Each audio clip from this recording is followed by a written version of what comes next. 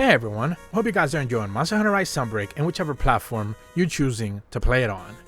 And while we have been having a lot of rumor and speculation videos regarding Monster Hunter 6, Generation 6, Roll 2, or whatever they end up calling it, I do have a little bit of a discussion topic that I want to host regarding Monster Hunter Rise and Sunbreak together regarding the PlayStation, Xbox, and PC Windows release. And essentially, I just want to ask the point blank question, especially to my audience: was it a cash grab?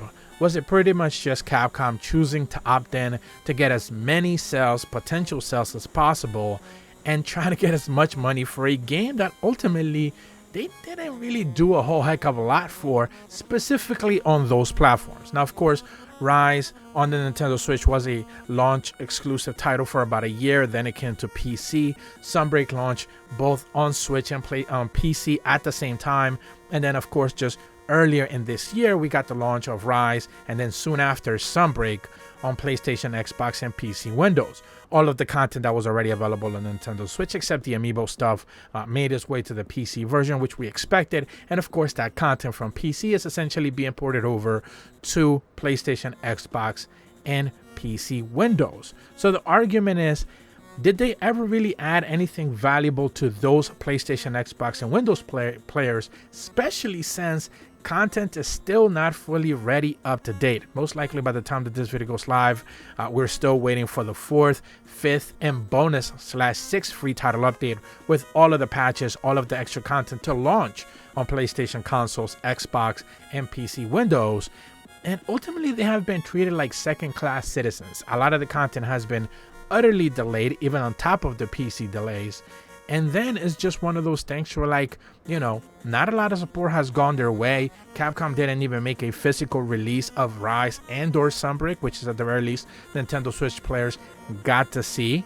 And at the end of the day, it just feels like they were just kind of like being treated as just like, hey, the game is gonna release, you're gonna pay for it if you want, if you're so desperate to play it on these consoles, but ultimately we're not really gonna do much of anything to support it.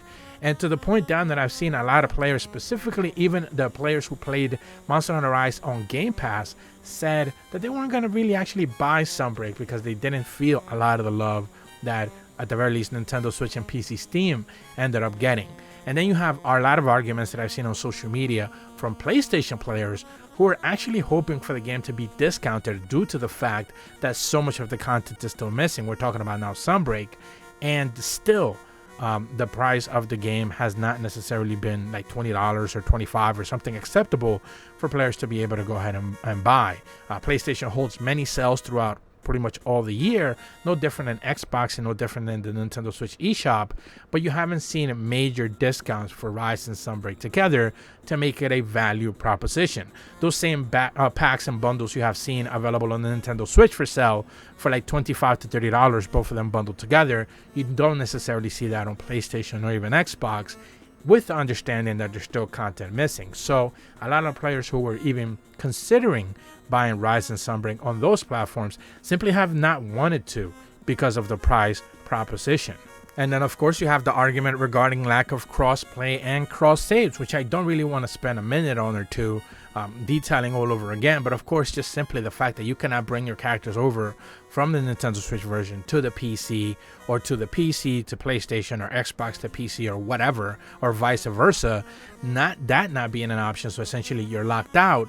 It makes it so players don't really want to start out, and especially when it comes to Sunbreak anomaly investigation content, you know, you're not seeing a lot of people kind of doing all the legwork stuff that we have complained multiple times, at the very least on the Nintendo Switch, when it comes to the anomaly investigation grind. I've actually seen a lot of PlayStation players just simply say there's just dead lobbies, there's just no one playing, no one actually at my level. I can't find people to hunt with, I'm having to hunt by myself. And while that's completely fine and acceptable, a lot of people do like to play with players online. I know I do. I know another bunch of other content creators do as well. So, you know, while there's still a vast majority, or maybe at the very least a vast audience out there, I shouldn't say majority, but certainly a vast audience of players who like playing solo and don't mind it, not everyone does. A lot of players choose to play online, myself included, and certainly would love to be able to play with players, and that's not an option because every console's separate. You know, they're all playing with their own audiences, and at the end of the day, on PlayStation, Xbox, and PC Windows, there's just not that many players.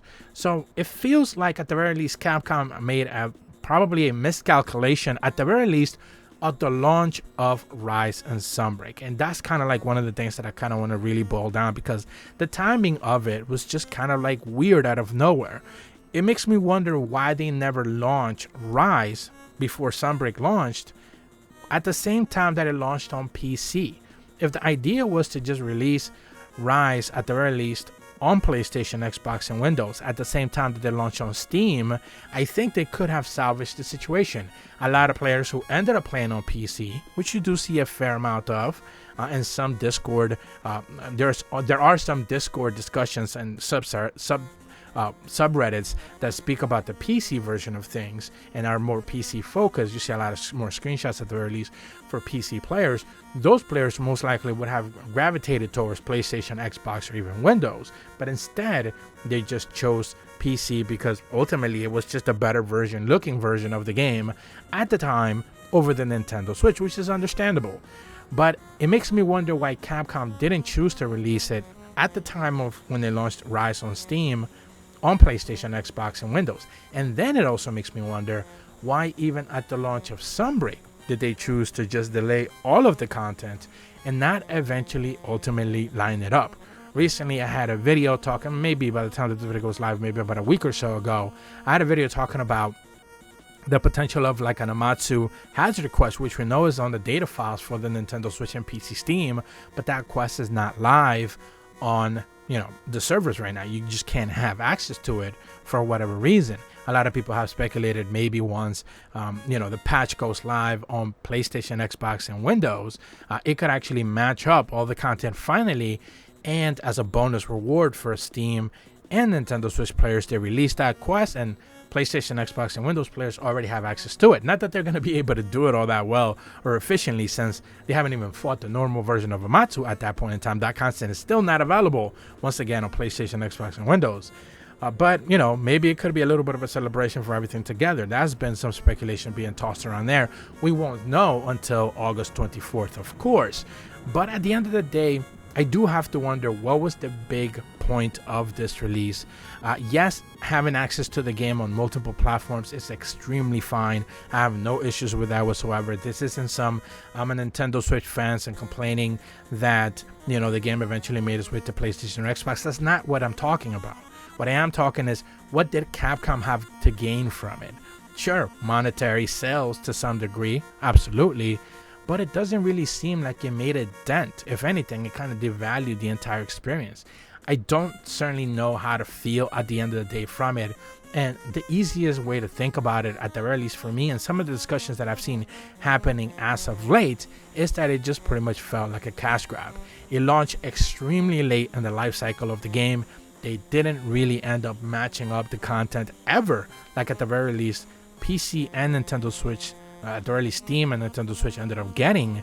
And now PlayStation players, Xbox, and Windows players are still waiting for content to drop all these months later, especially when we're at the feet of Monster Hunter 6 potentially being revealed in just a few weeks. So I certainly want to drop that out there. I do want to hear from, at the very least, PlayStation, Xbox, and Windows players.